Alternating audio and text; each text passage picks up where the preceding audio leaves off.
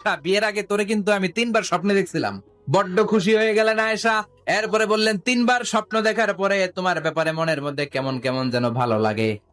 তারপরে একটা ছোট্ট কাগজের মধ্যে, জান্নাতি কাগজ, রেশমি কাপড়ের মধ্যে তোমার চেহারাটা এনে জিব্রাইল বললেন, দেখেন নবী কেমন লাগে। আমি কইলাম ভালো লাগে। কার মেয়ে? আপনার বন্ধু আবু বকরের মেয়ে। বিয়ে করবেন নাকি? বিশ্বনবী বললেন, ও জিব্রাইল, তুমি যদি ঘটক হও, আল্লাহ যদি হয় কাজী, আমি মোহাম্মদ বিয়েতে রাজি। বিয়ে হয়ে গেল। কিন্তু ঘরে দামি ফার্নিচার নাই, টাকা পয়সাও তেমন নাই, কিন্তু আছে খালি সুখ। এত ভালোবাসতেন মা আয়েশাকে। মা আয়েশা গ্লাসের যেই জায়গা দিয়ে পানি খেতেন, বিশ্বনবী ওই জায়গায় মুখ লাগিয়ে পানি খেত। মা আয়েশা গোশতকে হাড্ডি ফেলে দিলে বিশ্বনবী ওই হাড্ডিটা নিয়ে চষতে শুরু করে দিত।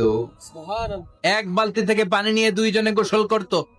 আবার বিশ্বনবীর সাথে সাথে মাঝে মাঝে বায়না ধরতো, মাঝে মাঝে রাগও করত। বিশ্বনবী বলেন, আয়েশা কখন তুমি রাগ করো, কখন তুমি আমারে ভালোবাসো আমি বুঝি। মা আয়েশা বললেন, কেমনে বুঝেন?